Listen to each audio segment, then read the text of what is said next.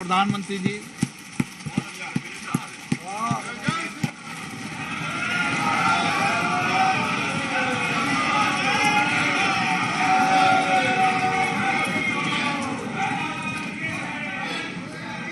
Please आपने बहिष्कार कर रखा है ना, तो आप जाइए प्लीज। ओके, प्लीज बैठ जाइए।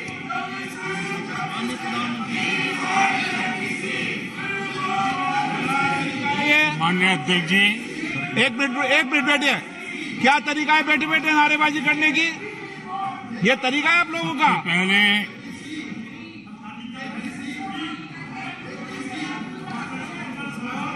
देखिए माननीय सदस्य, मैं पुनः आपको चेतावनी दे रहा हूं, नहीं तो मुझे नेम करना पड़ेगा आपको।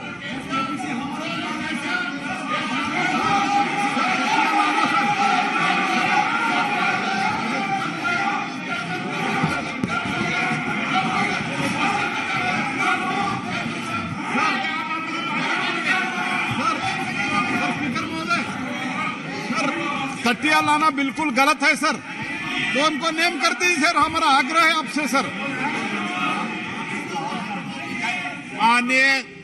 माननीय नेता, मैं आपसे आग्रह कर रहा हूं, आपके सदस्यों को समझा लिए, तख्तियां लेकर सदन में नहीं आए। आपने कहा था कि हम बहिष्कार करेंगे, तो आप अपनी बात पर कायम रहें। पिछले 3 दिन से कर रहा था साहब। हम लोग का डिमांड है जेपीसी को करने के लिए, जेपीसी डालने के लिए, और जेपीसी नहीं डाल रहे तो साहब अभी हम लोग जो है ना प्रधानमंत्री जी का सामने भी हम लोग को जो ये मुद्दा को रखना चाहता था, आपका सामने भी रखा है और हाउस का सामने भी रखा है। अभी हम लोग जो है ना सर इस बात से जो है ना हम लोग वॉकआउट कर रहे हैं। ओके,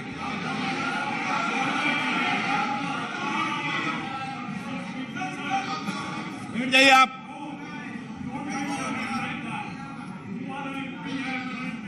ओके, माननीय प्रधानमंत्री जी।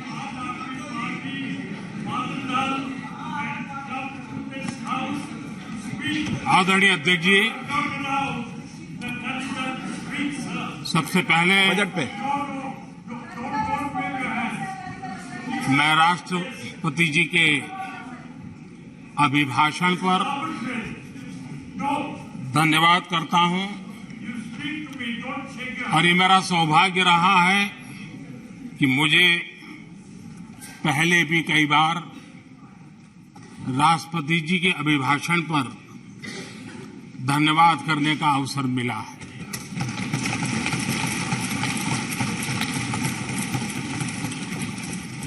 लेकिन इस बार मैं धन्यवाद के साथ साथ राष्ट्रपति महोदया जी का अभिनंदन भी करना चाहता हूं।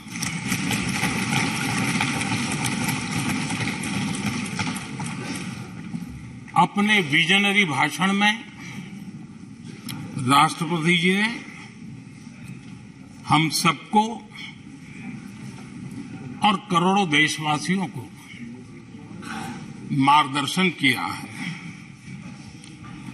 गणतंत्र के मुखिया के रूप में उनकी उपस्थिति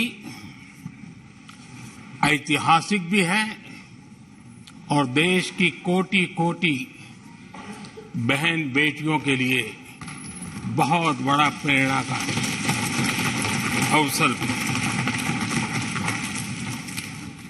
आदरणीय राष्ट्रपति महोदया ने आदिवासी समाज का गौरव तो बढ़ाया ही है, लेकिन आज आजादी के इतने सालों के बाद आदिवासी समाज में जो गौरव की अनुभूति हो रही है, उनका जो आत्मविश्वास बढ़ा है,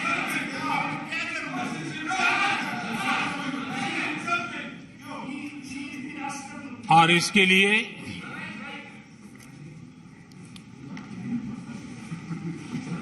ये सदन भी और देश भी उनका आभारी हूं। राष्ट्रपति जी के भाषण में संकल्प से सिद्धि तक की यात्रा का बहुत बढ़िया तरीके से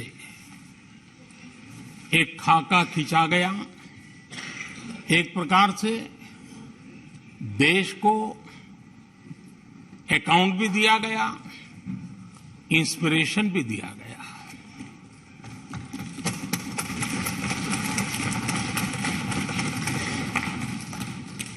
आदरणीय अध्यक्ष जी,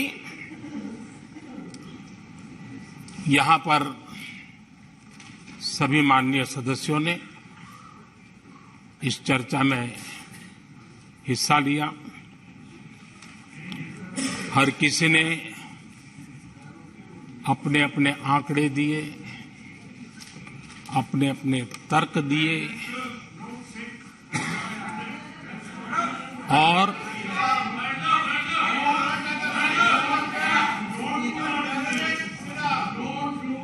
अपनी रुचि, प्रवृत्ति, प्रकृति के अनुसार सबने अपनी बातें रखी और जब इन बातों को गौर से सुनते हैं, उसे समझने का जब प्रयास करते हैं, तो ये भी ध्यान में आता है कि किसकी कितनी क्षमता है, किसकी कितनी योग्यता है, किसकी कितनी समझ है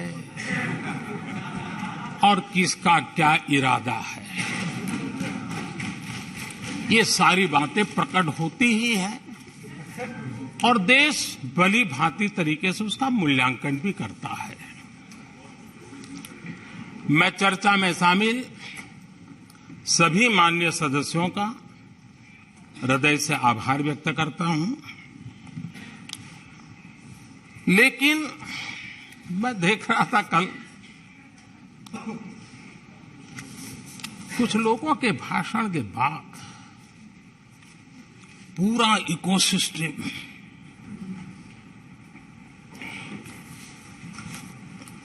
समर्थक उछल रहे थे और खुश होकर के कहने लगे, ये हुई है। सदस्य, मैं अंतिम बार बोल रहा हूं, आप सीट पर बैठे बैठे नहीं बोले, आप वरिष्ठ सदस्य हैं और कोई शब्दों को नहीं, गलत। आप चुप रहिए। नो नो,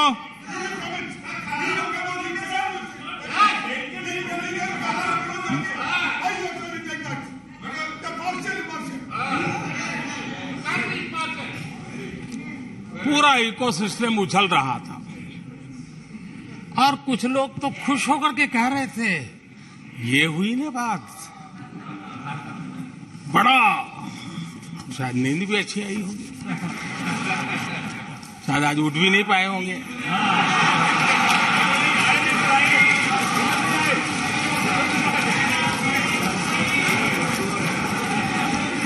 और ऐसे लोगों के लिए कहा गया है, बहुत अच्छे ढंग से कहा गया है, ये कह कह कर के हम, ये कह कह कर हम दिल को बहला रहे हैं, ये कह कह के हम दिल को बहला रहे हैं। वो अब चल चुके हैं, वो अब चल चुके हैं, वो अब आ रहे हैं। माननीय अध्यक्ष जी, जब राष्ट्रपति जी का भाषण हो रहा था, कुछ लोग कन्नी भी काट गए और एक बड़े नेता महामहिम राष्ट्रपति जी का अपमान भी कर चुके हैं। जनजातीय समुदाय के प्रति, जनजातीय समुदाय के प्रति प्लीज प्लीज प्लीज, आपको नफरत भी दिखाई दी है। प्लीज और हमारे जनजातीय समाज के प्रति उनकी सोच क्या है। देखिए, सदन सदन के तरीके से चलेगा। आप लोग बोले थे, सबने सुना था, कोई डिस्टर्बेंस नहीं हो। नो, गलत। लेकिन जब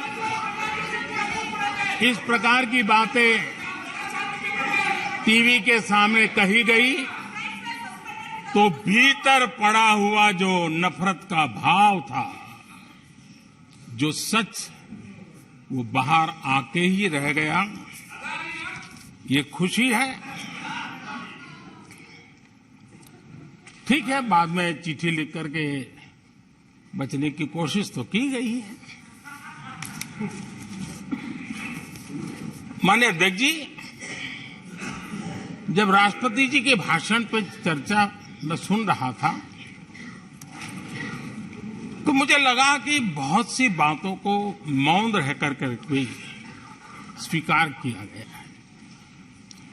यानी एक प्रकार से सबके भाषण में सुनता था तब लगा कि राष्ट्रपति जी के भाषण के प्रति किसी को इतराज नहीं है, किसी ने उसकी आलोचना नहीं की। भाषण की हर बात, अब देखिए क्या कहा है राष्ट्रपति जी ने, मैं उन्हीं के शब्द कोट करता हूं। राष्ट्रपति जी ने अपने भाषण में कहा था, जो भारत कभी अपनी अधिकांश समस्याओं के समाधान के लिए दूसरों पर निर्भर था, वही आज दुनिया की समस्याओं के समाधान का माध्यम बन रहा है। राष्ट्रपति जी ने यह भी कहा था, जिन मूल सुविधाओं के लिए देश की एक बड़ी आबादी ने दशकों तक इंतजार किया, वे इन वर्षों में उसे मिली है। बड़े बड़े घोटालों, सरकारी योजनाओं में भ्रष्टाचार की जिन समस्याओं से देश मुक्ति चाहता था, वह मुक्ति अब देश को मिल रही है। पॉलिसी पैरालिसिस की चर्चा से बाहर आकर आज देश और देश की पहचान तेज विकास और दूरगामी दृष्टि से लिए गए फैसलों के लिए हो रही है। ये पैराग्राफ जो मैं पढ़ रहा हूं, वो राष्ट्रपति जी के भाषण के पैराग्राफ को मैं कोट कर रहा हूं। और मुझे आशंका थी कि ऐसी बातों पर यहां जरूर इतराज करने वाले तो कुछ लोग निकलेंगे, वो विरोध करेंगे कि ऐसा कैसे बोल सकते हैं राष्ट्रपति। लेकिन मुझे खुशी है, किसी ने विरोध नहीं किया, सबने स्वीकार किया, सबने स्वीकार किया। और माननीय अध्यक्ष जी, मैं 140 करोड़ देशवासियों का आभारी हूं कि सबके प्रयास के परिणाम आज इन सारी बातों को पूरे सदन में स्वीकृति मिली है। इससे बड़ा गौरव का विषय क्या हो। आदरणीय अध्यक्ष जी, सदन में हंसी मजाक, टीका टिप्पणी, नोक-झोंक, ये तो होता रहता है।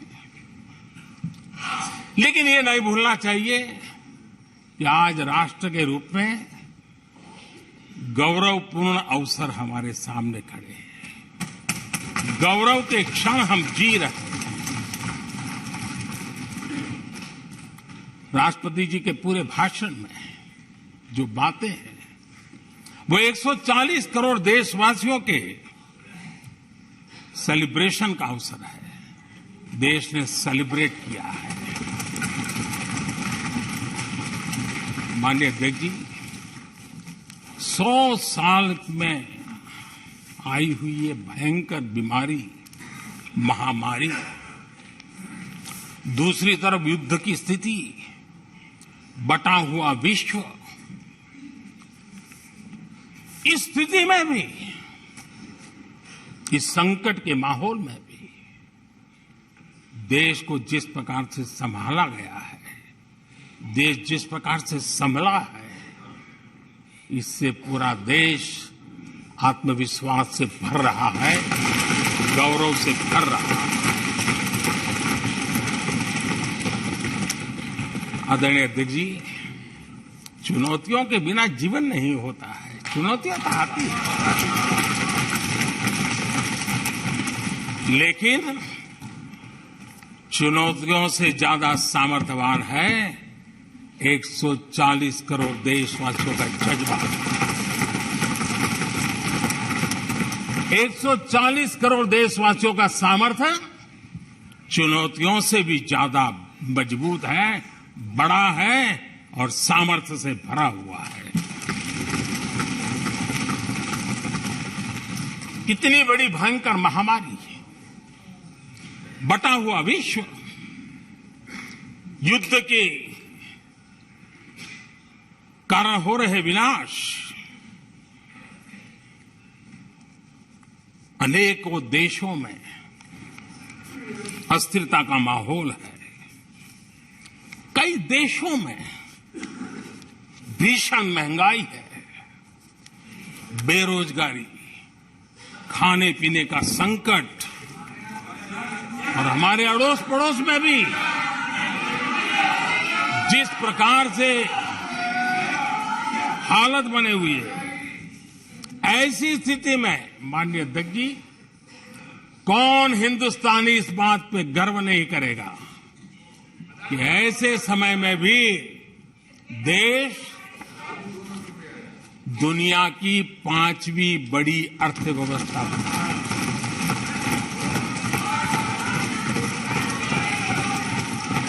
आज पूरे विश्व में भारत को लेकर के पॉजिटिविटी है, एक आशा है, भरोसा है। और माननीय अध्यक्ष जी, ये भी खुशी की बात है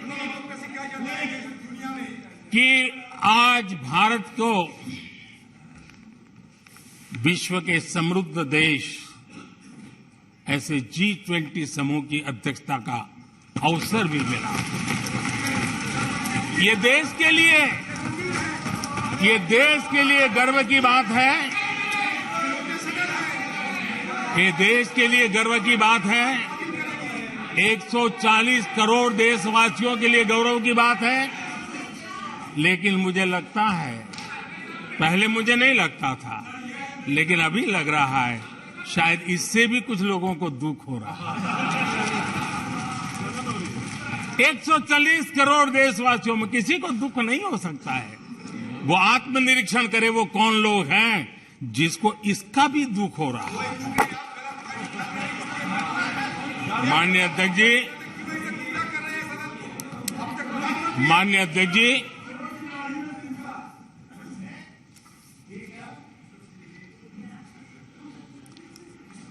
आज दुनिया की हर विश्वसनीय संस्था, सारे एक्सपर्ट्स जो वैश्विक प्रवाहों को बहुत गहराई से अध्ययन करते हैं, जो भविष्य का अच्छे से अनुमान भी लगा सकते हैं, उन सबको आज भारत के प्रति बहुत आशा है, विश्वास है और बहुत एक मात्रा में उमंग भी है। और आखिर ये सब क्यों? ऐसे ही तो नहीं है। आज पूरी दुनिया भारत की तरफ इस प्रकार से बड़ी आशा की नजरों से क्यों देख रही है? इसके पीछे कारण है। इसका उत्तर छिपा है भारत में आई स्थिरता में, भारत की वैश्विक साख में, भारत के बढ़ते सामर्थ्य में और भारत में बन रही नई संभावनाओं में। माननीय अध्यक्ष जी, हमारी रोजमर्रा की जिंदगी में जो बातें हो रही है, उसी को मैं अगर शब्दबद्ध करूं और कुछ बातें उदाहरण से समझाने की कोशिश करूं। अब आप देखिए, भारत में एक 2-3 दशक अस्थिरता के रहे, आज स्थिरता है, पॉलिटिकल स्टेबिलिटी है, स्टेबल गवर्नमेंट भी है और डिसिसिव गवर्नमेंट है।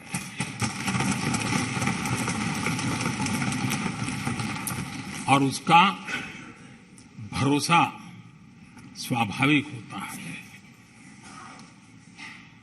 एक निर्णायक सरकार, एक पूर्ण बहुमत से चलने वाली सरकार, वो राष्ट्रहित में फैसले लेने का सामर्थ्य रखती है। और ये वो सरकार है,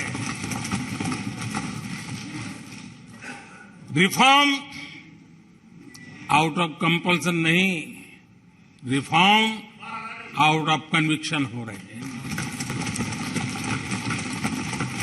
और हम इस मार्ग पर हटने वाले नहीं, हम चलते रहेंगे।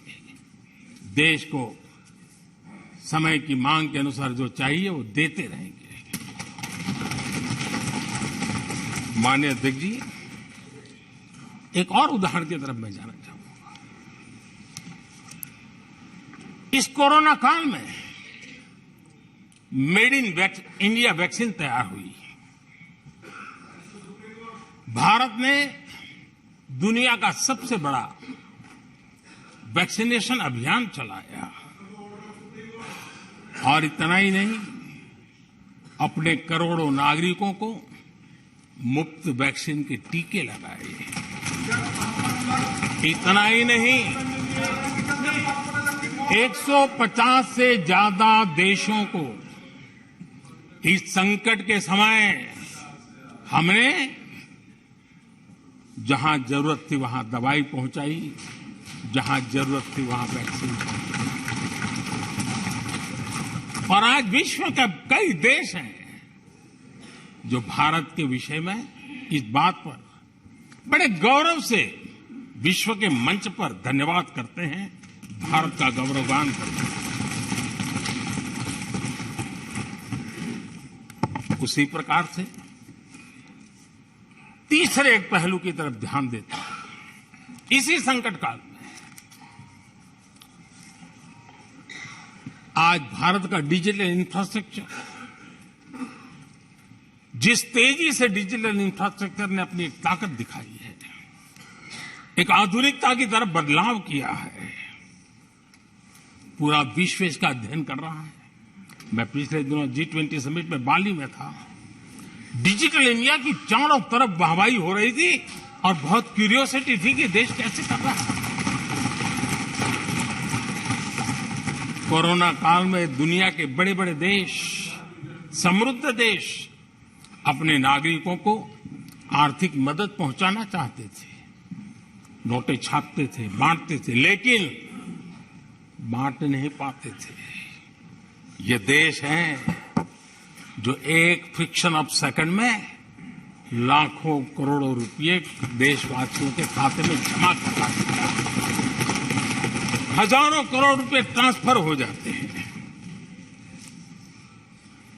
एक समय था छोटी छोटी टेक्नोलॉजी के लिए देश तरसता था। आज देश में बहुत बड़ा फर्क महसूस हो रहा है। टेक्नोलॉजी के क्षेत्र में देश बड़ी ताकत के साथ आगे बढ़ रहा है।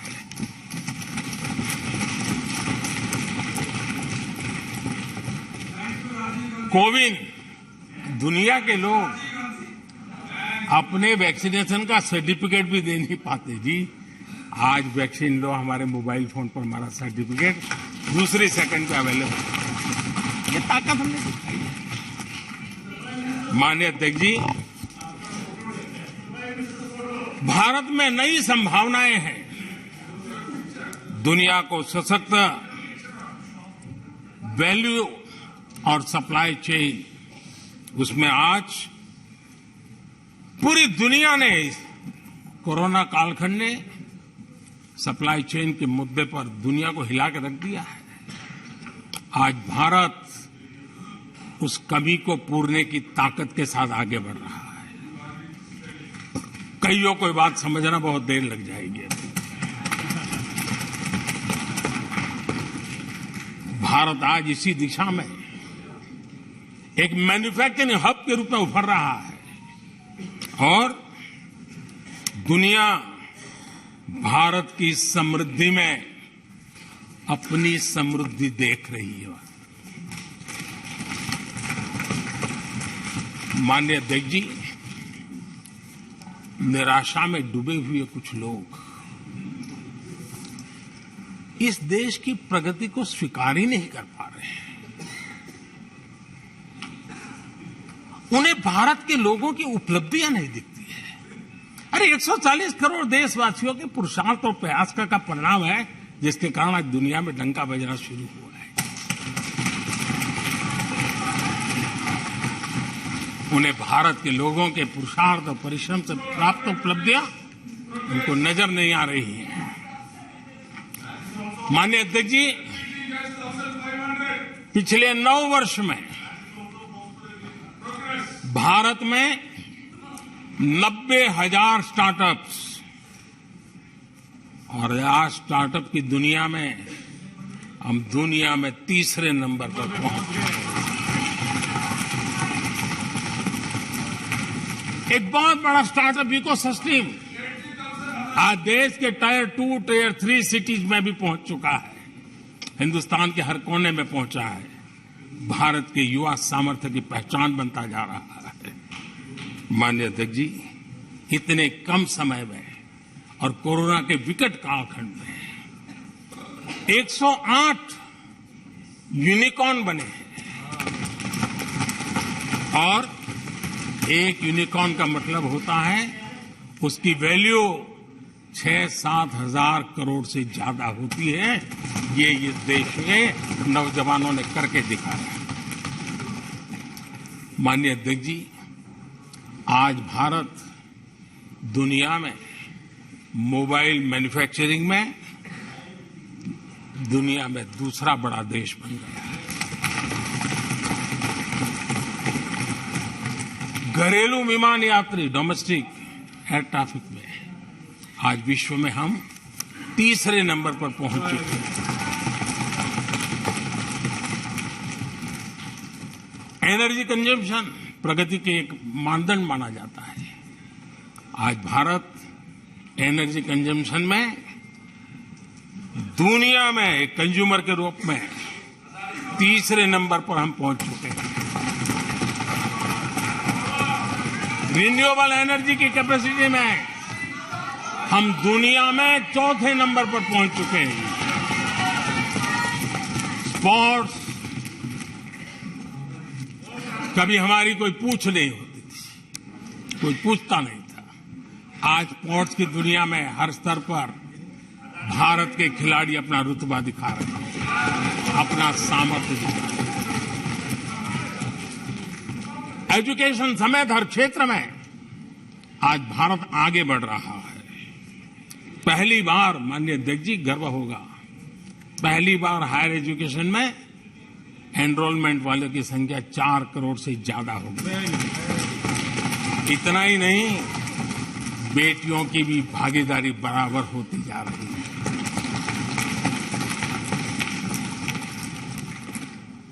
देश में इंजीनियरिंग हो, मेडिकल कॉलेज हो, प्रोफेशनल कॉलेजेस हो, उसकी संख्या बहुत तेजी से बढ़ रही है। स्पोर्ट्स के अंदर भारत का परचम ओलंपिक हो, कॉमनवेल्थ हो, हर जगह पे हमारे बेटे, हमारी बेटियों ने शानदार प्रदर्शन किया है। माननीय अध्यक्ष जी, किसी भी भारतीय को ऐसी अनेक बातें मैं गिना सकता हूं। राष्ट्रपति जी ने अपने भाषण में कई बातें कही हैं।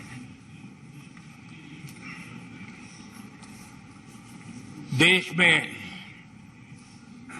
हर स्तर पर, हर क्षेत्र में, हर सोच में आशा ही आशा नजर आ रही है।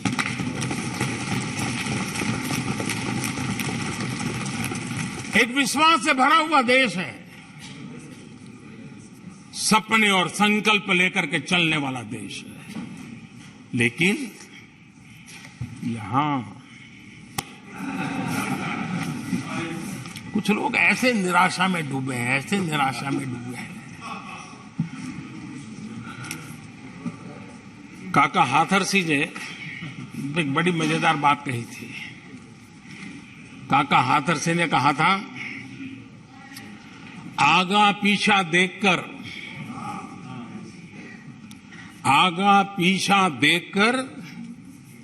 क्यों होते गमगीन, जैसी जिसकी भावना वैसा दिखे सीन।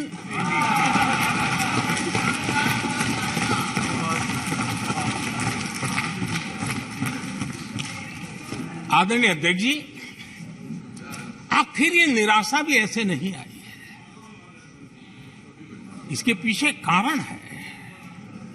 एक तो जनता का हुक्म, बार बार हुक्म,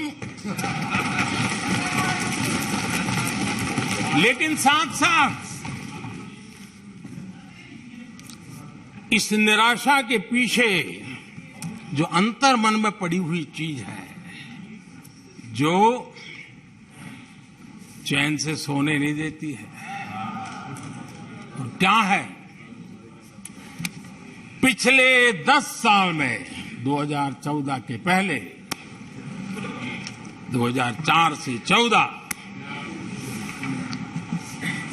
भारत की अर्थव्यवस्था खस्ता हाल हो गई।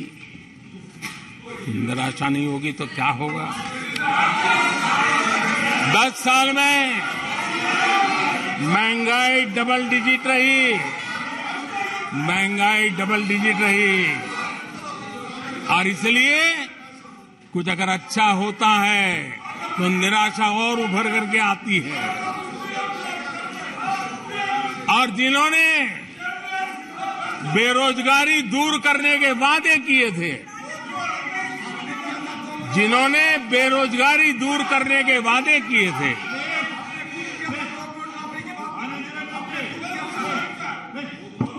माननीय अध्यक्ष जी, एक बार जंगल में 2 नौजवान शिकार करने निकली गए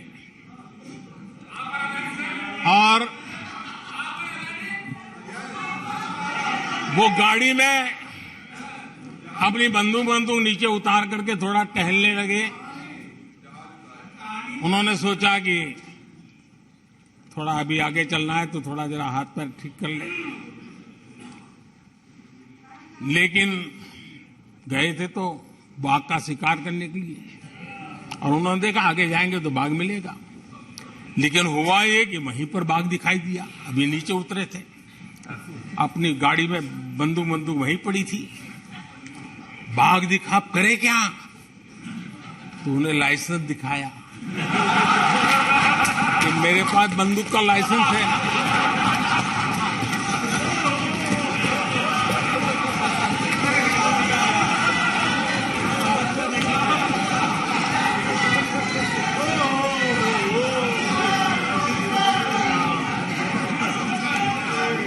इन्होंने भी बेरोजगारी दूर करने के नाम पर एक कानून दिखाया, वो कानून बना दिया है।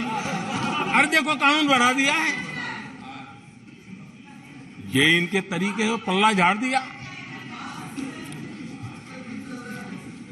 4 से 14 आजादी के इतिहास में सबसे घोटालों का दशक रहा, सबसे घोटाला।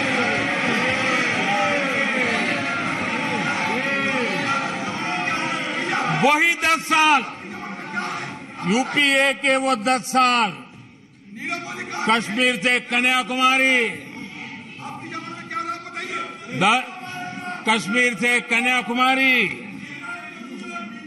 भारत के हर कोने में आतंकवादी हमलों का सिलसिला चलता रहा। 10 साल हर नागरिक असुरक्षित था। चारों तरफ यही सूचना रहती थी कि कोई अनजानी चीज को हाथ मत लगाना, अनजानी चीज से दूर रहना, वही खबरें रहती थी।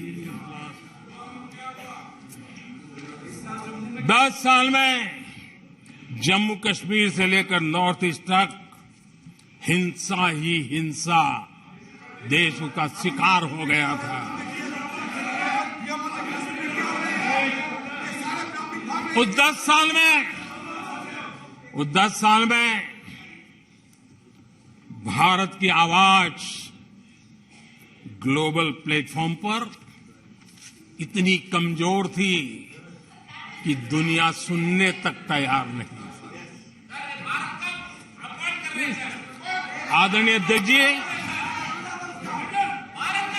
इनकी निराशा का कारण ये भी है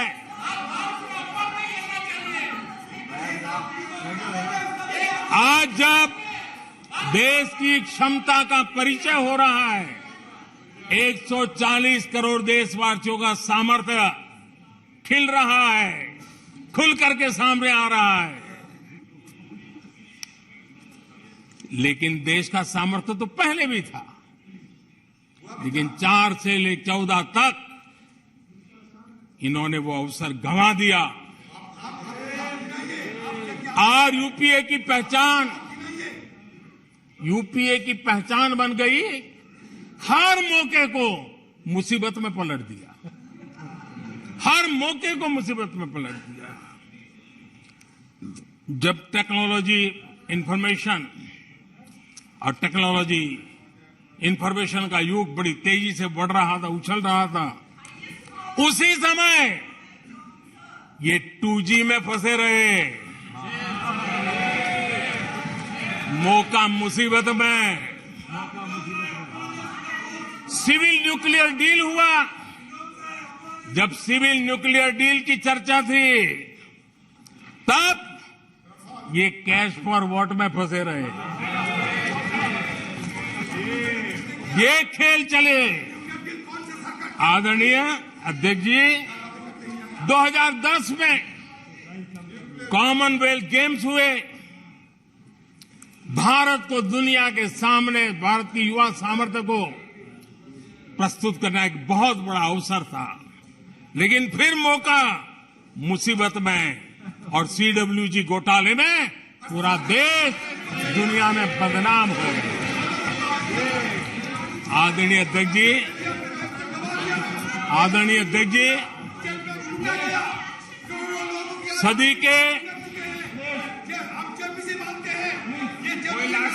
सदी के दूसरे दशक में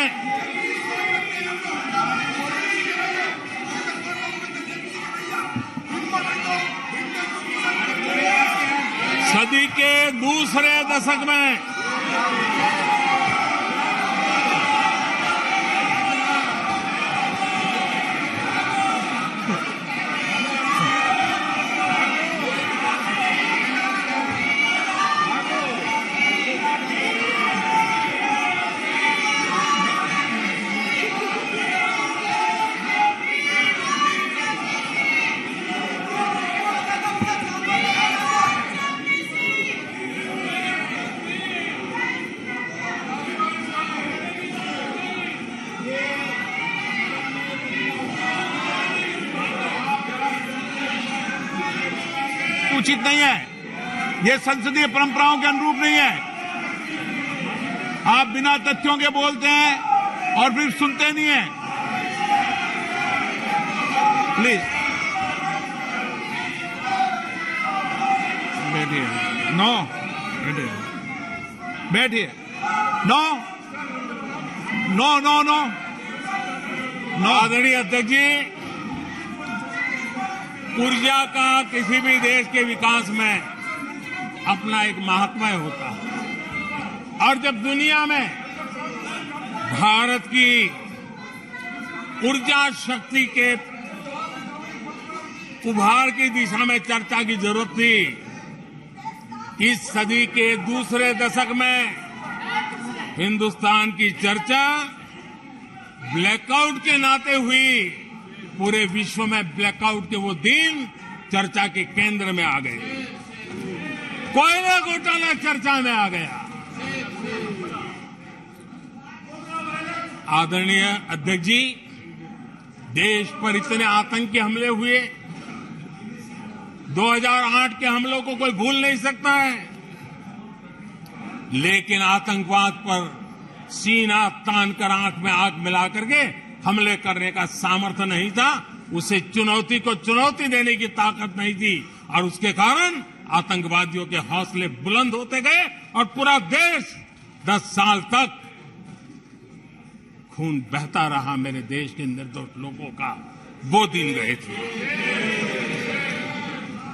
आदरणीय अध्यक्ष जी, जब एलएसी भारत के सामर्थ्य की ताकत का अवसर रहता था, उस समय डिफेंस डील को लेकर के हेलीकॉप्टर घोटाले और सत्ता को कंट्रोल करने वाले लोगों के नाम उसमें चिन्हित हो गए। आदरणीय अध्यक्ष जी, जब देश के लिए जरूरत थी और निराशा के मूल में ये चीजें पड़ी हुई है, सब उभर करके आ रहा है। आदरणीय अध्यक्ष जी, इस बात को हिंदुस्तान हर पल याद रखेगा कि 2014 के पहले का जो दशक था, द लॉस्ट डेकेड के रूप में जाना जाएगा। और इस बात को इनकार नहीं कर सकते कि 2030 का जो दशक है, ये इंडियाज डेकेड है पूरे विश्व के लिए। आदरणीय अध्यक्ष जी, थैंक यू शशि जी।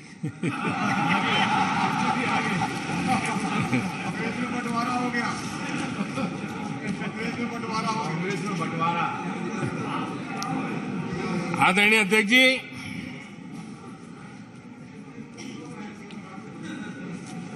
लोकतंत्र में आलोचना का बहुत महत्व मैं मानता हूं और मैं हमेशा मानता हूं कि भारत जो कि मदर ऑफ डेमोक्रेसी है, सदियों से हमारे यहां लोकतंत्र हमारी रगों में पनपा हुआ है। और इसलिए मैं हमेशा मानता हूं कि आलोचना एक प्रकार से लोकतंत्र की मजबूती के लिए, लोकतंत्र के संवर्धन के लिए, लोकतंत्र के स्पिरिट के लिए आलोचना एक शुद्धि यज्ञ है। उस रूप में हम आलोचना को देखने वाले हैं। लेकिन दुर्भाग्य से बहुत दिनों से मैं इंतजार कर रहा हूं, कोई तो मेहनत करके आएगा, कोई तो एनालिसिस करके कोई आलोचना करेगा ताकि देश को कुछ लाभ हो। लेकिन 9 साल आलोचना ने आरोपों में गंवा दिए जिन्होंने, सिवाय आरोप, गाली गलौज, कुछ भी बोल दो, इसके सिवाय कुछ नहीं किया। गलत आरोप। और हाल ये चुनाव हार जाओ, ईवीएम खराब, दे दो गाली। चुनाव हार जाओ, चुनाव आयोग को गाली दे दो। क्या तरीका है? अगर कोर्ट में फैसला पक्ष में नहीं आया तो सुप्रीम कोर्ट को गाली दे दो, उसकी आलोचना कर दो। अगर भ्रष्टाचार की जांच हो रही है, अगर भ्रष्टाचार की जांच हो रही है,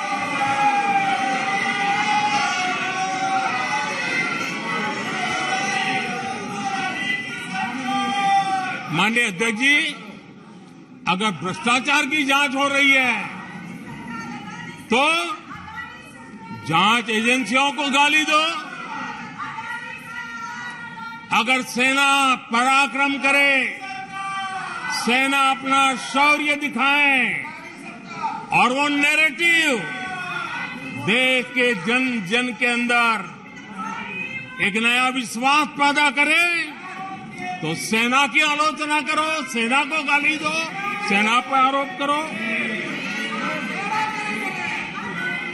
कभी आर्थिक देश की प्रगति की खबरें आए, आर्थिक प्रगति की चर्चा हो, विश्व के सारे संस्थान भारत की आर्थिक गौरवगान करें, तो यहां से निकलो, आरबीआई को गाली दो, भारत के आर्थिक संस्थानों को गाली दो। आदरणीय अध्यक्ष जी, हमने 9 साल देखा है माननीय कंस्ट्रक्टिव क्रिटिसिज्म की जगह, माननीय आप सदन के नेता हैं, आप माननीय सदस्यों को समझा दें। लोकतंत्र के लिए जिसकी आवश्यकता ये है, संसदीय परंपरा के अनुरूप नहीं है कि बैठे बैठे बोलें। नो, गलत, नो, नो, आपने भी बोला है, गलत तरीका है ये, नो, बैठ जाइए, गलत तरीका है। दादा, जब सदन के नेता बोल रहे हैं तो आपको मर्यादा से सुनना चाहिए। प्लीज बैठिए। माननीय प्रधानमंत्री जी। माननीय अध्यक्ष जी, पिछले 9 साल हमने देखा है कुछ लोगों की बैंक्रप्सी को देखा है कि कंस्ट्रक्टिव क्रिटिसिज्म की जगह कंपल्सिव क्रिटिक्स ने ले ली है, और ये कंपल्सिव क्रिटिक्स इसी में डूबे हुए हैं, खोए हुए हैं। माननीय अध्यक्ष जी, सदन में भ्रष्टाचार की जांच करने वाली एजेंसियों के बारे में बहुत कुछ कहा गया, और मैंने देखा कि बहुत सारे विपक्ष के लोग इस विषय में सूर मिला रहे थे। मिले मेरा तेरा सूर।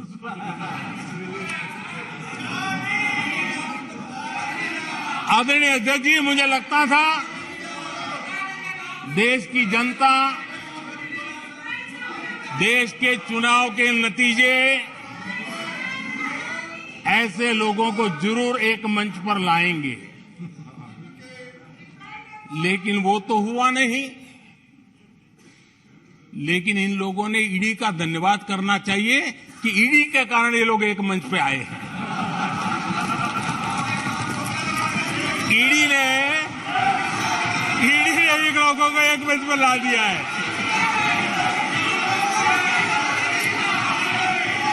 और इसलिए जो काम देश के मतदाता नहीं कर पाए,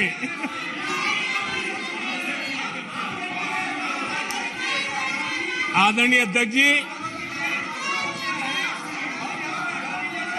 मैं कई बार सुन रहा हूं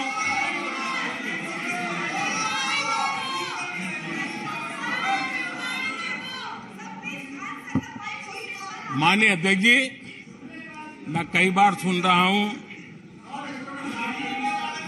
यहां कुछ लोगों को हार्वर्ड स्टडी का बड़ा क्रेज है।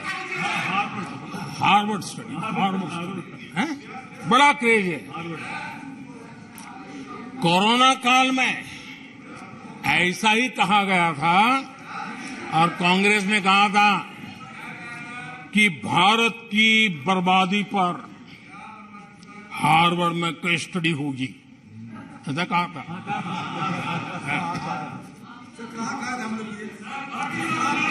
और कल फिर सदन में हार्वर्ड यूनिवर्सिटी में स्टडी की बात कल फिर हुई। लेकिन माननीय अध्यक्ष जी, बीते वर्षों में माननीय अध्यक्ष जी, बीते वर्षों में हार्वर्ड में एक बहुत बढ़िया स्टडी हुई है, बहुत इंपॉर्टेंट स्टडी हुई है। और उस स्टडी है, उसका टॉपिक क्या था मैं जरूर सदन को बताना चाहूंगा, और ये स्टडी हो चुकी है। स्टडी है the rise and decline of India's Congress party. ये स्टडी हो चुका है,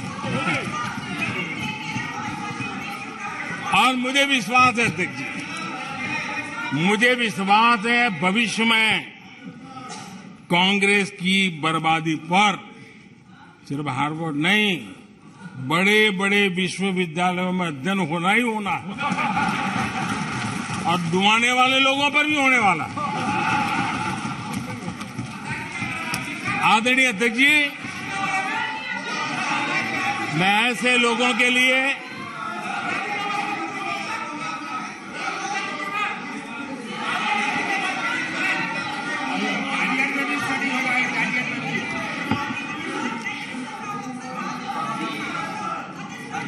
आदरणीय अध्यक्ष जी, इस प्रकार के लोगों के लिए दुष्यंत कुमार ने बहुत बढ़िया बात कही है, और दुष्यंत कुमार ने जो कहा है बहुत फिट बैठता है। उन्होंने कहा है, तुम्हारे पांव के नीचे, तुम्हारे पांव के नीचे कोई जमीन नहीं, तुम्हारे पांव के नीचे कोई जमीन नहीं। कमाल ये है कि फिर भी तुम्हें यकीन नहीं।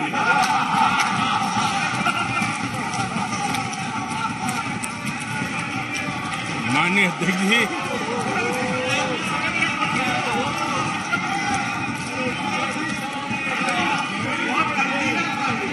आदरणीय अध्यक्ष जी, सुनो फिर। आदरणीय अध्यक्ष जी, ये लोग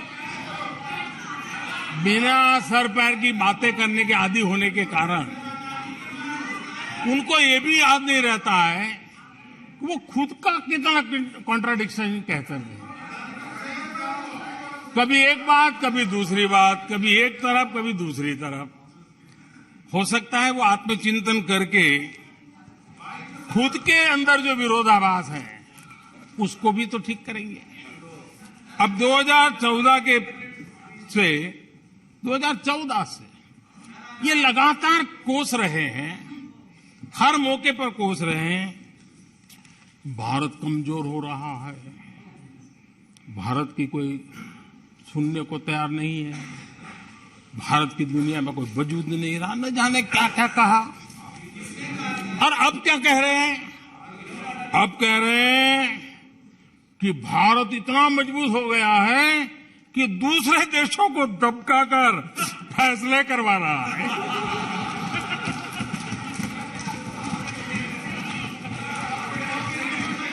अरे पहले ये तो तय करो भाई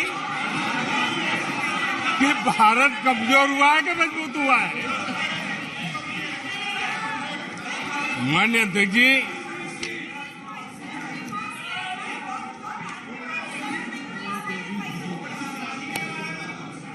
माननीय अध्यक्ष जी, कोई भी जीवंत संगठन होता है, अगर एक जीवंत व्यवस्था होती है, जो जमीन से जुड़ी हुई व्यवस्था होती है, वे जनता जनार्दन में क्या चलता है, लोगों के अंदर उसका चिंतन करता है, उससे कुछ सीखने की कोशिश करता है और अपनी राह भी समय रहते हुए बदलता रहता है। लेकिन जो अहंकार में डूबे होते हैं, जो बस सब कुछ हम ही को ज्ञान है, सब हमारा ये सही सही है, ऐसी जो सोच में जीते हैं, उनको लगता है कि मोदी को गाली देकर के ही हमारा रास्ता निकलेगा, मोदी पर झूठे अनाप शनाप कीचड़ उछाल करके ही रास्ता निकलेगा।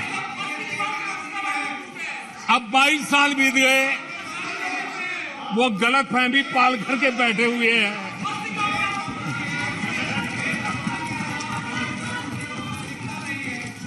आदरणीय अध्यक्ष जी,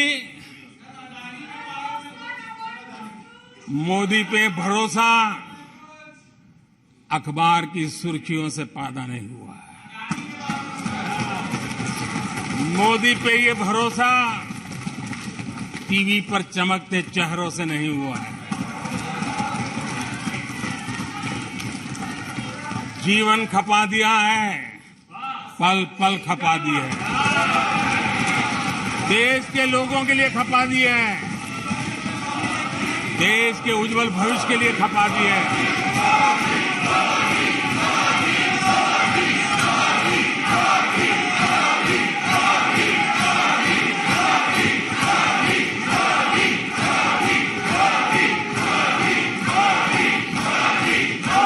आदरणीय अध्यक्ष जी, आदरणीय अध्यक्ष जी,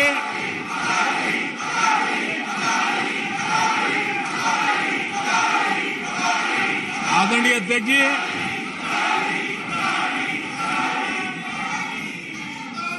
जो देशवासियों का मोदी पर भरोसा है, ये इनकी समझ के दायरे से बाहर है और समझ के दायरे से भी काफी ऊपर है।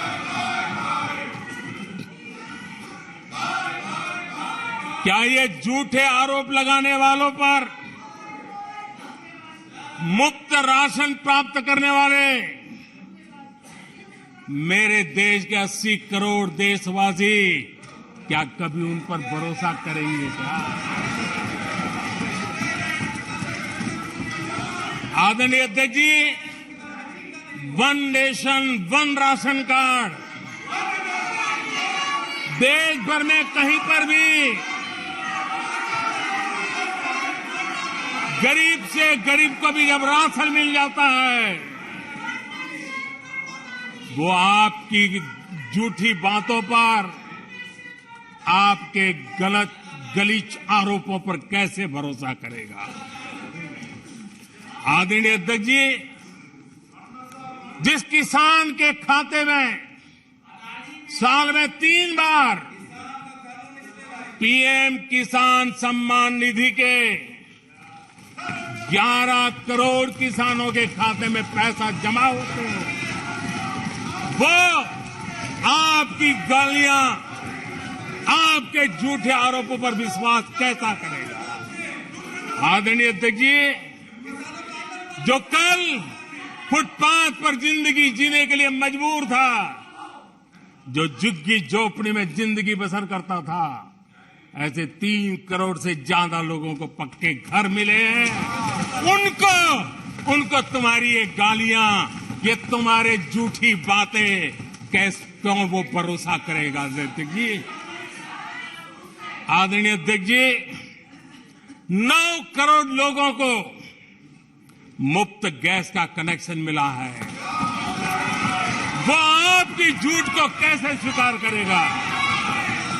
11 करोड़ बहनों को इज्जत घर मिला है, शौचालय मिला है, वो आपके झूठ को कैसे स्वीकार करेगा? आदरणीय अध्यक्ष जी, आजादी के 75 साल बीत गए, 8 करोड़ परिवारों को आज नल से जल मिला है, वो माताएं तुम्हारे झूठ को कैसे स्वीकार करेगी? तुम्हारी गलतियों को, गालियों को कैसे स्वीकार करेगी? आयुष्मान भारत योजना से 2 करोड़ परिवारों को मदद पहुंची है, जिंदगी बच गई है उनकी। मुसीबत के समय मोदी काम आया है, तुम्हारी गालियां को वो कैसे स्वीकार करेगा? कैसे स्वीकार करेगा? आदरणीय अध्यक्ष जी, आपकी गालियां, आपके आरोपों को इन कोटि आदरणीय अध्यक्ष जी, आपकी गालियों को, आपके आरोपों को इन कोटि भारतीयों से होकर के गुजरना पड़ेगा, जिनको दशकों तक मुसीबतें में जिंदगी जीने के लिए तुमने मजबूर किया। आदरणीय अध्यक्ष जी, कुछ लोग अपने लिए, अपने परिवार के लिए बहुत कुछ तबाह करने पर लगे हुए हैं, अपने लिए, अपने परिवार के लिए जी रहे हैं। मोदी तो 25 करोड़ देशवासियों के परिवार का सदस्य है। आदरणीय अध्यक्ष जी, 140 करोड़ देशवासियों के आशीर्वाद, ये मेरा सबसे बड़ा सुरक्षा कवच है, और गालियों के शस्त्र से, झूठ के शस्त्रास्त्रों से इस सुरक्षा कवच को कभी तुम भेद नहीं सकते हो। वो विश्वास का सुरक्षा कवच है, और इन शस्त्रों से तुम कभी भेद नहीं सकते हो। आदरणीय अध्यक्ष जी,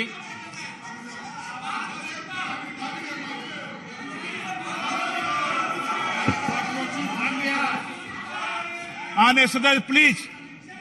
नहीं, ये तरीका उचित नहीं है आपका, कोई तरीका उचित नहीं है। नो, इस तरीके से सदन नहीं चलेगा, मैं आपको बता देता हूं। नो, तरीका गलत है। बैठिए बैठिए। क्या सदन है, संसद है? बैठकर टिप्पणी करते हैं। सदन के नेता बोलते हैं जब कुछ शांत रखा करो, मर्यादा रखा करो चीजों की।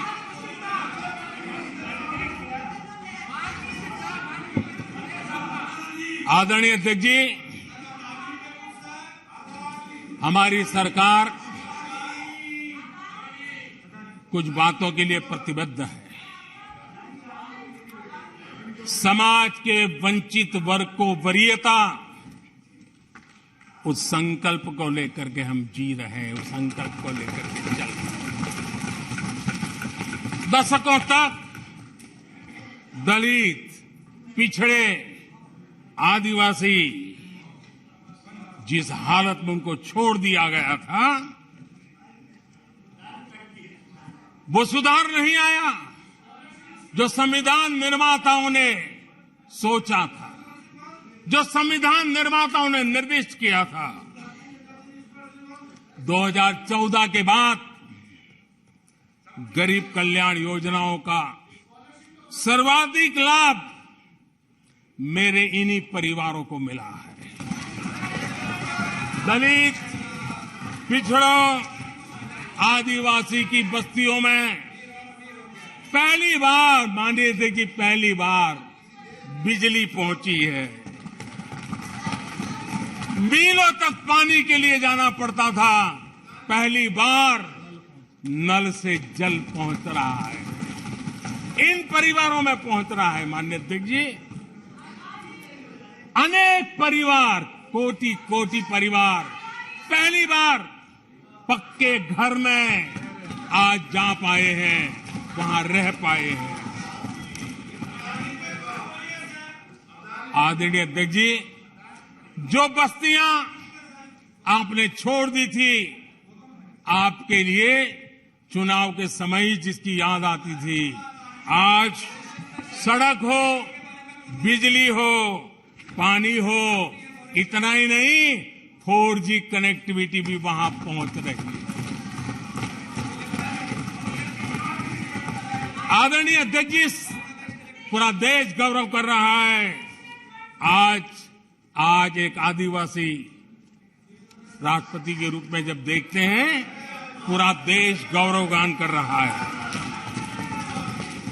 आज देश में आदि जाति समूह के नर नारी, जिन्होंने मातृभूमि के लिए जीवन तर्पण कर दिए, आजादी के जंग का नेतृत्व किया, उनका पुण्य स्मरण आज हो रहा है और हमारे आदिवासियों का गौरव दिवस मनाया जा रहा है।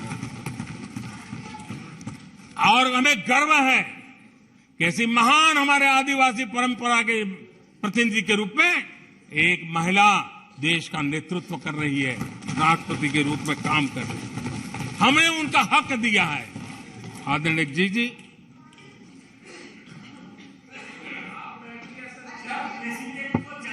आदरणीय अध्यक्ष जी, हम पहली बार देख रहे हैं। एक बात ये भी सही है, हम सबका समान अनुभव है, सिर्फ मेरा ही ऐसा है ऐसा नहीं, आपका भी है। हम सब जानते हैं कि जब मां सशक्त होती है तो पूरा परिवार सशक्त होता है। जब मां सशक्त होती है तो परिवार सशक्त होता है, परिवार सशक्त होता है तो समाज सशक्त होता है, और तभी जाकर के देश सशक्त होता है। और मुझे संतोष है कि माताएं, बहनों, बेटियों को सबसे ज्यादा सेवा करने का सौभाग्य हमारी सरकार को मिला है। हर छोटी मुसीबत को दूर करने का प्रामाणिक पूर्वक प्रयास किया है। बड़ी संवेदनशीलता के साथ उस पर हमने ध्यान केंद्रित किया है। आदरणीय अध्यक्ष जी, कभी कभी मजाक उड़ाया जा रहा है, ऐसा कैसा प्रधानमंत्री है, लाल किले पर से टॉयलेट की बातें करता है, बड़ी मजाक उड़ाई गई। आदरणीय अध्यक्ष जी, ये टॉयलेट, ये इज्जतघर, इन मेरी माताओं बहनों की क्षमता, उनकी सुविधा, उनका सुरक्षा का सम्मान करने वाली बात। इतना ही नहीं माननीय अध्यक्ष जी, जब मैं सैनिटरी पैड की बात करता हूं तो लोगों को लगता है अरे प्रधानमंत्री ऐसे भी जेल में क्यों जाते हैं। माननीय अध्यक्ष जी, सैनिटरी पैड्स के अभाव में गरीब बहन बेटियों के अपमान सहती थी, बीमारियों का शिकार हो जाती थी। माताओं बहनों को धुएं में दिन के कई घंटे बिताने पड़ते थे, उनका जीवन धुएं फंसा रहता था, उसे मुक्ति दिलाने का काम उन गरीब माताओं बहनों को करने का सौभाग्य हमें मिला है। जिंदगी खप जाती थी, आधा समय पानी के लिए, आधा समय केरोसिन की लाइन के अंदर खपे रहते थे।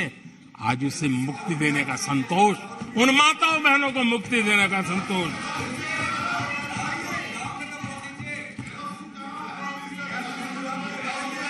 माननीय अध्यक्ष जी, जो पहले चलता था अगर वैसा ही हम चलने देते, शायद कोई हमें सवाल भी नहीं पूछता कि मोदी जी ये क्यों नहीं किया, वो क्यों नहीं किया, क्योंकि देश को आपने ऐसी स्थिति में ला दिया था कि इससे बाहर निकल ही नहीं सकता था।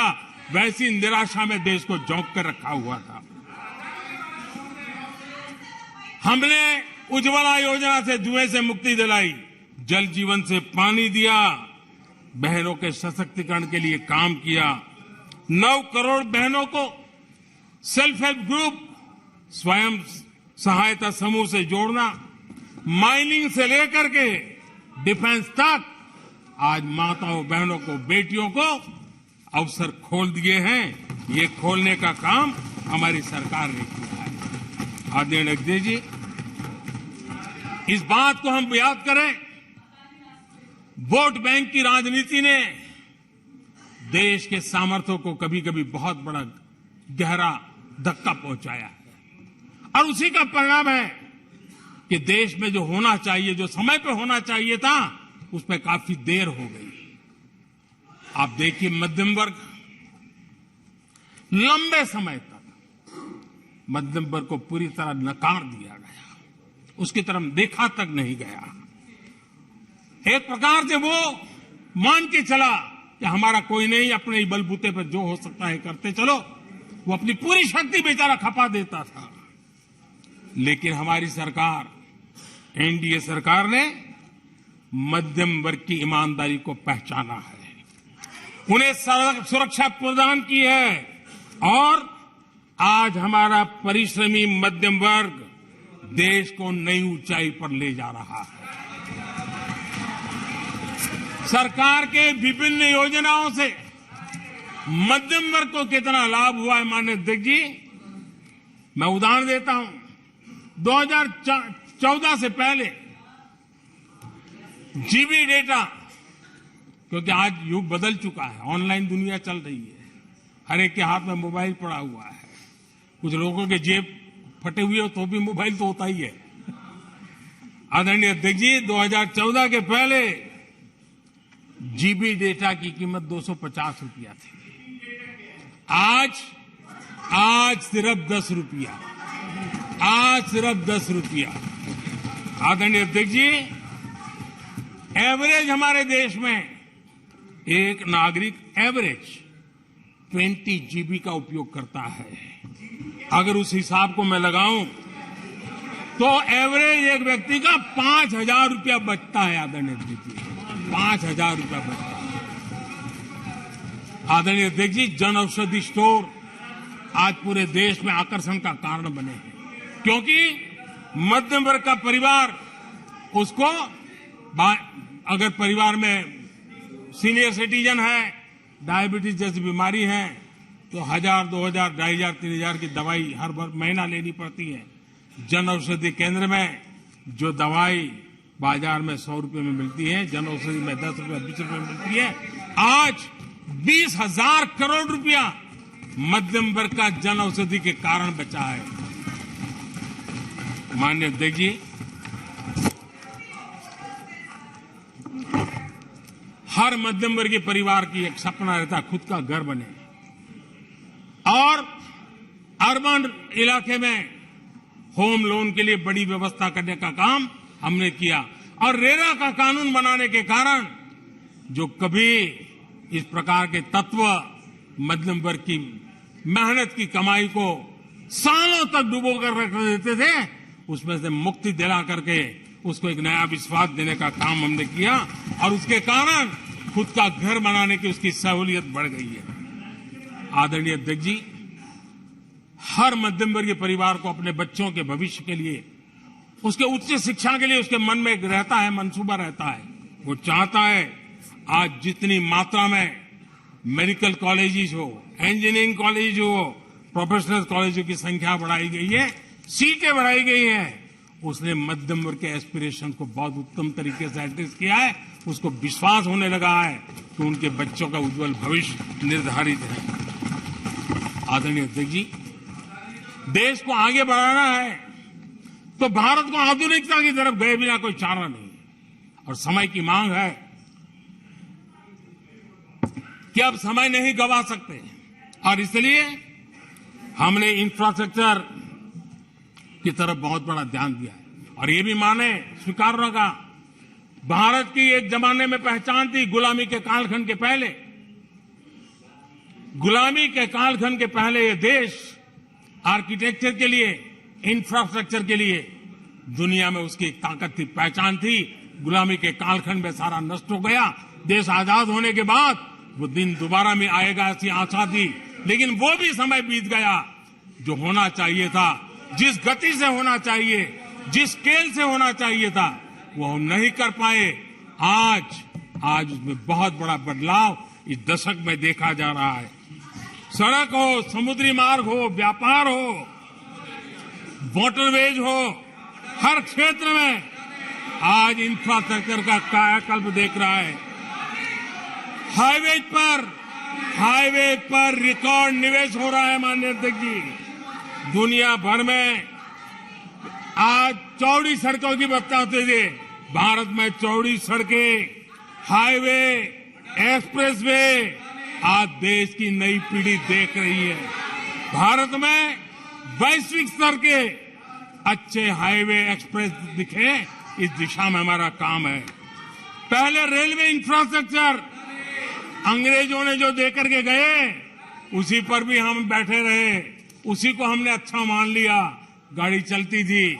आदरणीय अध्यक्ष जी, वो समय था, आदरणीय अध्यक्ष जी, वो समय था जिस प्रकार से अंग्रेजों छोड़ करके गए थे, उसी भाव में जीते रहे। और रेलवे की पहचान क्या बन गई थी? रेलवे यानी धक्का मुक्की, रेलवे यानी एक्सीडेंट, रेलवे यानी लेट लतीफ। यही यानी एक स्थिति थी, लेट लतीफी में एक कहावत बनी गई थी, रेलवे यानी लेट लतीफी। एक समय था हर महीने एक्सीडेंट होने वाली घटनाएं बार बार आती थी। एक समय था एक्सीडेंट एक किस्मत बन गई थी। लेकिन अब ट्रेनों के अंदर वंदे भारत की मांग, हर एमपी चिट्ठी लिखता है, मेरे यहां वंदे भारत चालू करो। आज रेलवे स्टेशनों का कायाकल्प हो रहा है, आज एयरपोर्ट का कायाकल्प हो रहा है। 70 साल में 70 एयरपोर्ट, 70 साल में 70 एयरपोर्ट, 9 साल में 70 एयरपोर्ट। देश में वाटरवेज भी बन रहा है। आज वाटरवेज पर ट्रांसपोर्टेशन हो रहा है। आदरणीय अध्यक्ष जी, देश आधुनिकता की तरफ बढ़े, इसके लिए आधुनिक इंफ्रास्ट्रक्चर को बल देते हुए, आदरणीय अध्यक्ष जी, मेरे जीवन में, सार्वजनिक जीवन में 4-5 दशक मुझे हो गए, और मैं हिंदुस्तान के गांवों से गुजरा हुआ इंसान हूं। 4-5 दशक तक उसमें से एक लंबा कालखंड परिव्राजक के रूप में बिताया है। हर स्तर के परिवारों से बैठने उठने का, बात करने का अवसर मिला है और इसलिए भारत के हर भूभाग को समाज की हर भावना से परिचित हूं और मैं इसके आधार पर कह सकता हूं और बड़े विश्वास से कह सकता हूं कि भारत का सामान्य मानवी पॉजिटिविटी से भरा हुआ है। सकारात्मकता उसके स्वभाव का, उसके संस्कार का हिस्सा है। भारतीय समाज नेगेटिविटी को सहन कर लेता है, स्वीकार नहीं करता। ये उसकी प्रकृति नहीं। भारतीय समुदाय का स्वभाव खुशमिजाज है, स्वप्नशील समाज है, सत्कर्म के रास्ते पर चलने वाला समाज है, सृजन कार्य से जुड़ा हुआ समाज है।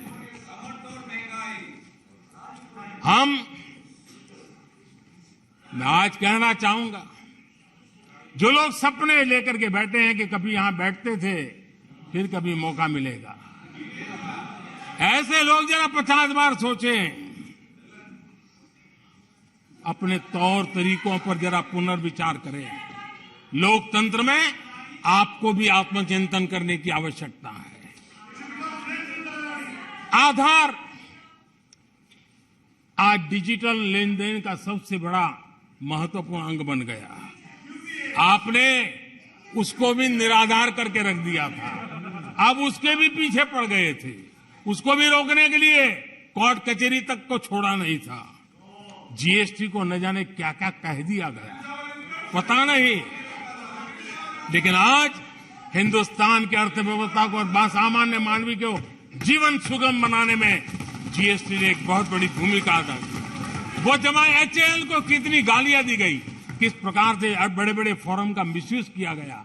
आज एशिया का सबसे बड़ा हेलीकॉप्टर बनाने वाला हब बन चुका है, जहां से तेजस हवाई जहाज सैकड़ों की संख्या में बन रहे हैं। भारतीय सेना के हजारों करोड़ रुपए का ऑर्डर आज एचएएल के पास है। भारत के अंदर आज वाइब्रेंट डिफेंस इंडस्ट्री आगे आ रही है। आज भारत डिफेंस एक्सपोर्ट करने लगा है। माननीय अध्यक्ष जी, हिंदुस्तान के हर नौजवान को गर्व होता है। निराशा में डूबे हुए लोगों से अपेक्षा नहीं है। आदरणीय अध्यक्ष जी, आप जानते हैं भली भांति, समय सिद्ध कर रहा है। जो कभी यहां बैठते थे, वो वहां जाने के बाद भी फेल हुए। वहां जाने के बाद भी फेल हुए और देश पास होता जा रहा है, डिस्टिंक्शन पे जा रहा है। और इसलिए समय की मांग है कि आज निराशा में डूबे हुए लोग थोड़ा स्वस्थ मन रख के आत्मचिंतन करें। आदरणीय अध्यक्ष जी, यहां जम्मू कश्मीर की भी चर्चा हुई, जम्मू कश्मीर की भी चर्चा हुई। और जो अभी अभी जम्मू कश्मीर घूम कर गए, उन्होंने देखा होगा कितने आन बान शान के साथ आप जम्मू कश्मीर में जा सकते हैं, घूम सकते हैं, फिर सकते हैं। आदरणीय अध्यक्ष जी, पिछली शताब्दी के उत्तरार्ध में, आदरणीय अध्यक्ष जी, पिछली शताब्दी के उत्तरार्ध में मैं भी जम्मू कश्मीर में यात्रा लेके गया था और लाल चौक में तिरंगा फहराने का संकल्प लेकर के चला था। और तब आतंकवादियों ने पोस्टर लगाए थे, आतंकवादियों ने पोस्टर लगाए थे उस समय, और कहा था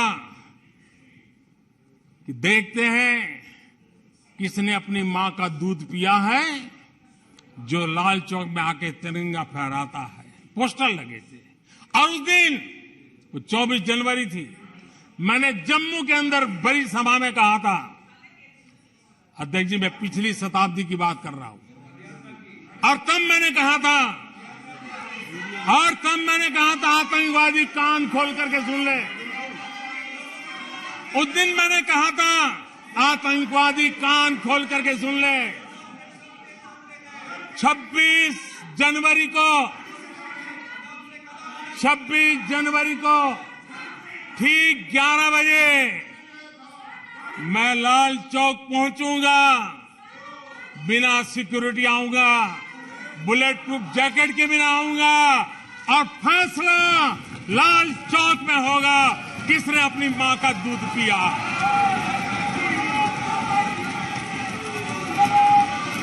वो समय था माननीय अध्यक्ष जी। और जब श्रीनगर के लाल चौक में तिरंगा फहराया, उसके बाद मैंने मीडिया के लोग पूछने लगे। मैंने कहा था कि आमतौर पर तो 15 अगस्त और 26 जनवरी को जब भारत का तिरंगा लहराता है तो भारत के आयुध, भारत के बारूद सलामी देते हैं, आवाज करके देते हैं। मैंने कहा आज जब मैं लाल चौक के अंदर तिरंगा फहराऊं, दुश्मन देश का बारूद भी सलामी कर रहा है, गोलियां चला रहा था, बंदूकें बम फोड़ रहा था। आदरणीय अध्यक्ष जी, आज जो शांति आई है, आज चैन से जा सकते हैं, सैकड़ों की तादाद में जा सकते हैं। ये माहौल और पर्यटन की दुनिया में कई दशकों के बाद सारे रिकॉर्ड जम्मू कश्मीर ने तोड़े हैं। आज जम्मू कश्मीर में लोकतंत्र का उत्सव मनाया जा रहा है। आदरणीय अध्यक्ष जी, आज जम्मू कश्मीर में हर घर तिरंगा का सफल कार्यक्रम होते हैं। मुझे खुशी है, कुछ लोग हैं जो कभी कहते थे तिरंगे से शांति बिगड़ने का खतरा लगता था। कुछ लोगों को ऐसा कहते थे कि तिरंगे से जम्मू कश्मीर में शांति बिगड़ने का खतरा लगता था। वक्त देखिए, वक्त का मजा देखिए, अब वो भी तिरंगा यात्रा में शरीक हो गए।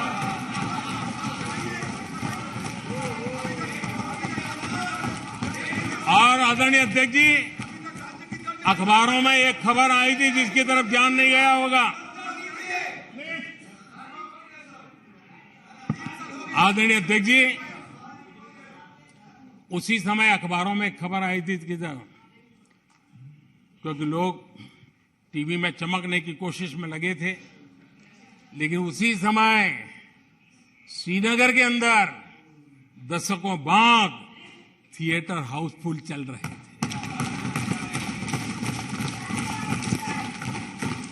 और अलगाववादी दूर दूर तक नजर नहीं आते थे। अब ये भी देश ने देखा है। आदरणीय अध्यक्ष जी, अभी हमारे साथी आकर ही हमारे माननीय सदस्य नॉर्थ ईस्ट के लिए कह रहे थे। मैं कहूंगा जरा एक बार नॉर्थ ईस्ट हो आइए। आपके जमाने का नॉर्थ ईस्ट और आज के जमाने का नॉर्थ ईस्ट देखिए। आधुनिक चौड़े हाईवे हैं, रेल की सुख सुविधा वाली सफर है, आप आराम से हवाई जहाज से जा सकते हैं। नॉर्थ ईस्ट के हर कोने में आज बड़ी, और मैं गर्व के साथ कहता हूं, आजादी का 75 साल मना रहे हैं, तब मैं गर्व से कहता हूं 9 साल में करीब 7500, 7,500, 7,500 जो हथियार के रास्ते पर चल पड़े थे, ऐसे लोगों ने सरेंडर किया और अलगाववादी प्रवृत्ति छोड़ करके मुख्य धारा में आने का काम किया है। आदरणीय अध्यक्ष जी, आज त्रिपुरा में लाखों परिवारों को पक्का घर मिला है, उसकी खुशी में मुझे शरीक होने का अवसर मिला। जब मैंने त्रिपुरा में हीरा योजना की बात कही थी, तब मैंने कहा था हाईवे, हाईवे, रेलवे और एयरवे, ये हीरा का आज सफलतापूर्वक त्रिपुरा की धरती पर मजबूती नजर आ रही है। त्रिपुरा तेज गति से आज भारत की विकास यात्रा का भागीदार बना है। आदरणीय अध्यक्ष जी, मैं जानता हूं सच सुनने के लिए भी बहुत सामर्थ्य लगता है। आदरणीय अध्यक्ष जी, झूठे गंदे आरोपों को सुनने के लिए भी बहुत बड़ा धैर्य लगता है और मैं इन सबका अभिनंदन करता हूं जिन्होंने धैर्य के साथ गंदी से गंदी बातें सुनने का ताकत दिखाई है। ये अभिनंदन के अधिकारी हैं। लेकिन जो सच सुनने का सामर्थ्य नहीं रखते हैं वो कितनी निराशा की गर्त में डूब चुके होंगे, इसका देश आज सबूत देख रहा है। माननीय अध्यक्ष जी,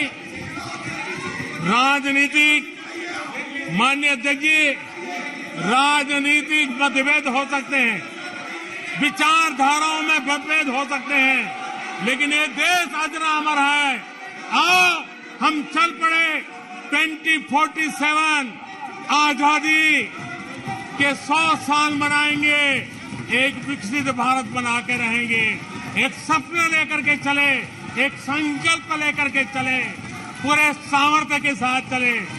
और जो लोग बार बार गांधी के नाम पर रोटी खिलाते हैं, उनको मैं कहना चाहता हूं, एक बार गांधी को पढ़ ले, एक बार महात्मा गांधी को पढ़े।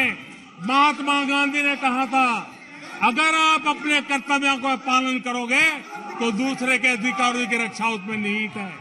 आज कर्तव्य और अधिकार के बीच में भी लड़ाई देख रहे हैं। ऐसी नासमझी शायद देश ने पहली बार देखी होगी। और इसलिए माननीय अध्यक्ष जी, मैं फिर एक बार आदरणीय राष्ट्रपति जी को अभिनंदन करता हूं, राष्ट्रपति जी का धन्यवाद करता हूं। और देश आज यहां से एक नए उमंग, नए विश्वास, नए संकल्प के साथ चल पड़ा है। बहुत बहुत धन्यवाद।